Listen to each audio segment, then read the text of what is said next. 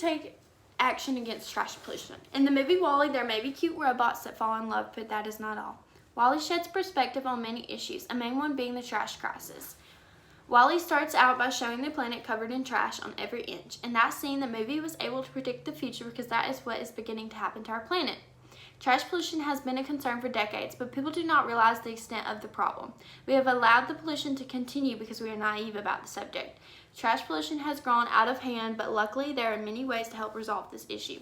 With each solution to the trash crisis, there are positives and negatives, but increasing recycling and updating the methods of recycling is the best way to effectively decrease trash pollution. Recycling will only fully work if we unite as a whole and work together to put recycling into place so our society can stop our planet from being overtaken by garbage. Trash pollution is often thrown to the sidelines. We know it is serious and affecting our planet, but most people think we have it under control or simply look the other way. According to Simmons, garbage rates are expected to soar to 4 billion tons by 2100. 4 billion is an unimaginable number for the amount of trash on the earth, but that is just for each nation individually. If each nation produces that amount of trash, our planet will be consumed with garbage. There will not be anything but garbage left on this planet. If the United States alone contributes 254 million tons of waste currently. By these statistics, it is obvious that trash is covering our planet, but it is what the trash does to our planet that makes the situation more horrifying.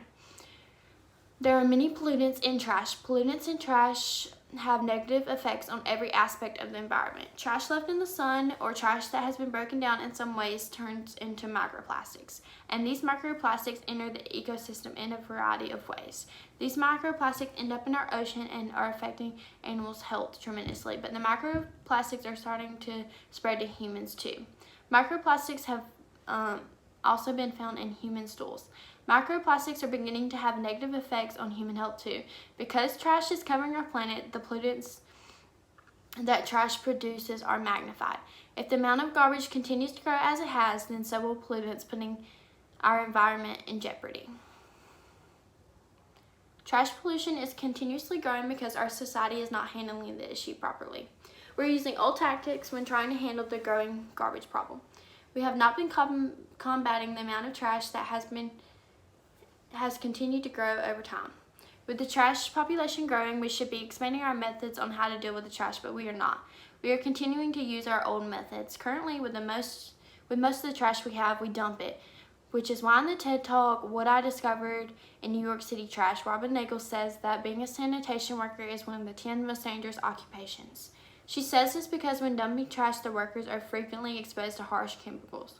Dumping trash not only exposes workers to pollutants, but it allows the pollutants to spread in the oceans and in landfills too. These pollutants are continuously spreading because we are dumping and hauling trash. Nagel makes it apparent that the way we deal with trash is inadequate by saying the garbage itself is full of hazards that often fly off the back of the truck and do terrible harm. Robin Nagel has first-hand experience working as a sanitation worker. With her first-hand experience, she makes it clear that it is a harsh job and not a good way to fully fight against the situation. Allowing an increasing number of people to expose themselves to hazards such as lead and mercury and infectious agents daily is unfair. This may not be the only way we handle garbage, but is the primary way. It is the most cost-efficient solution to disposing of trash, so we continue to allow people to risk their health to save money. Dumping garbage is the least efficient solution, and it decreases the chance of the survival of our planet and its inhabitants. There are many other solutions available to help solve the trash crisis. We just need to begin to explore the other options. One other option available to get people to produce less garbage is to charge them for it. The author says this because money is extremely valued in our society. Money has become a crucial part of our society, so people would become much more aware of the trash they are producing if a price was put on the trash. In hundreds of areas across the country, we see the pay-as-you-throw program being implemented, and in those areas it has resulted in a 44% reduction in the average waste. Through that program, we can see that charging people for trash is possible to manage, but it is maybe harder to manage on a nationwide scale. Also, it would add an extra expense to families, but it would provide more job opportunities in the waste management field, and it could possibly increase revenue for waste management companies too. With this solution, we would see people willing to do anything to save money. So people would be glad to recycle more if it saved them a buck.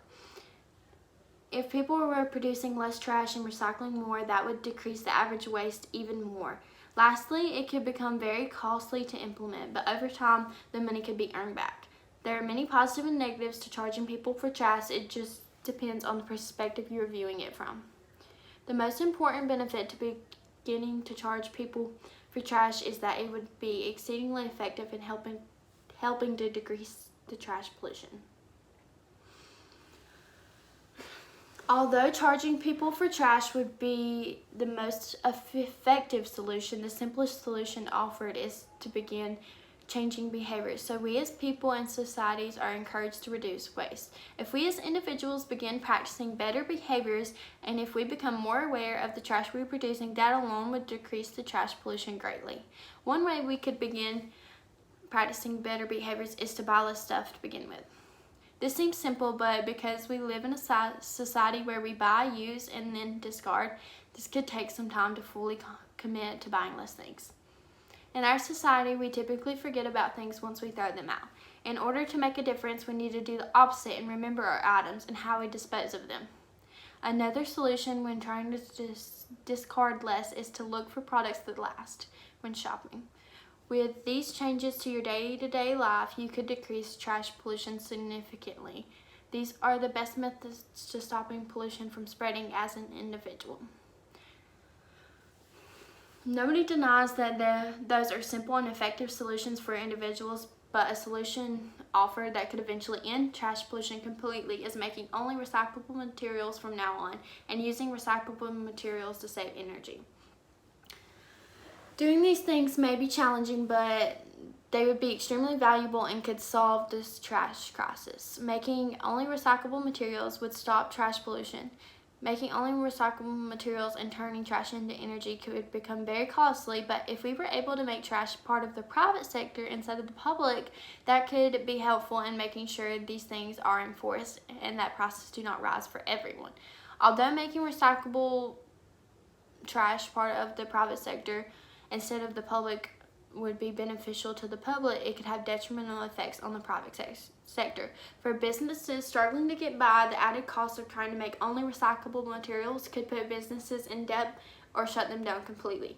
Although it could hurt businesses that have not adapted to recycling, in the long run, it would help boost the rate at which we could make recyclable materials. In the mid-1990s, European countries began setting rules that required manufacturers of goods ranging from cardboard boxes to mattresses to handle the recycling themselves. It helped improve the recycling process. Knowing that it helped European nations boost recycling can allow us to infer the same thing would eventually happen if other companies were to create their own recyclable materials. Using and creating only recyclable materials would not only improve the economic stance of business, but it would save energy too, which is an incredibly positive effect. As a society that uses a lot of energy, using less energy is always beneficial. Also, with the leftover trash we have from doing the transition, we could turn it into fuel. We could use the process of pyrolysis to use heat to convert the trash left into fuel. Using only recyclable materials is an extremely helpful solution to solve the trash pollution fully, but unfortunately is not easy to implement among society. Recycling trash is the most obvious of the solutions, but it's not as easy as it seems. People today just assume that recycling is a simple solution that can overcome the trash pollution, but recycling comes with many negative aspects as well. Recycling has diminished since China banned the United States from shipping trash in. Before China banned the United States from shipping in trash, that was the main way the country recycled. Shipping recyclable trash to other countries was a quick way to recycle, but now with the ban, the United States recycling companies are struggling to keep recycling going. At first, many other countries began taking U.S. recyclables, but after some time they have slowly stopped because they realized that they were contaminating their countries more with the leftover trash that was not recyclable. China, along with many other countries, were not benefiting economically by taking other countries' trash, so their desire to recycle has diminished. The desire to recycle continues to diminish everywhere because of the slim chance for economic gain. The desire to recycle is also diminishing because it is difficult and labor intensive. The cost of recycling is continuously rising while the value of the act is continuously decreasing when it pertains to currency and time. Recycling may have many negative aspects, but that is because people are not taking advantage of the concept of recycling. Recycling helps drive each solution to solving the trash crisis, so it is important that we take advantage of it. Although recycling is difficult and labor intensive, it has a good payoff in the end because the earth could become cleaner. With technological advances, recycling can also be made easier and can be used more appropriately. In the article from The Atlantic, Alana Summels quotes an expert on recycling who says, technology akin to facial recognition software could further automate sorting by helping machines distinguish, say, a peanut butter sandwich from a peanut butter jar and send them along for composting and recycling respectively. If humans were to put their technological advances towards helping the environment, the difficulty of recycling would be increasingly lowered. With the difficulty of recycling being lowered, the cost would start to fall for recycling companies. Virgin plastic would no longer be cheaper than recycled plastic, which in turn should make it cheaper for civilians to contribute to recycling too. The price drop in recycling would help boost the people who recycle and the companies that choose to recycle and use recyclable materials. If we did these technological advances, recycling were to occur more often, it could start a serious impact. Recycling has many positives and negatives, but with the help of society, the positives could easily outweigh the negatives.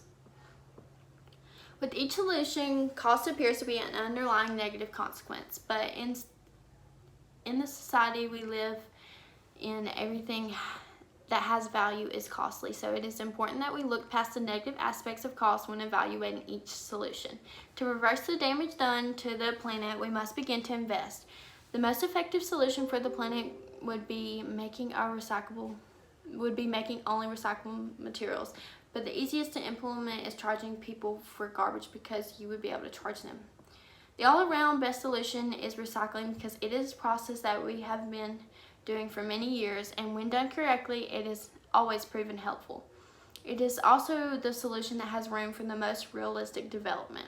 With technological advances underway, the recycling process could change completely. Recycling is the most practical solution when resolving the trash crisis. These solutions presented all work together to create the bigger picture of ending the trash crisis. Each solution carries positive and negative attributes, but if everyone works together, we can change this issue. We can begin to resolve the trash crisis and save the planet. Every solution has value and can be made effective with hard work and dedication. The movie WALL-E shows what will happen if we do not begin to take the pollution of the planet seriously.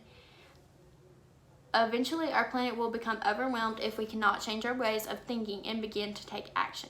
Let us not wait until our planet is covered in trash on every inch like it is in WALL-E.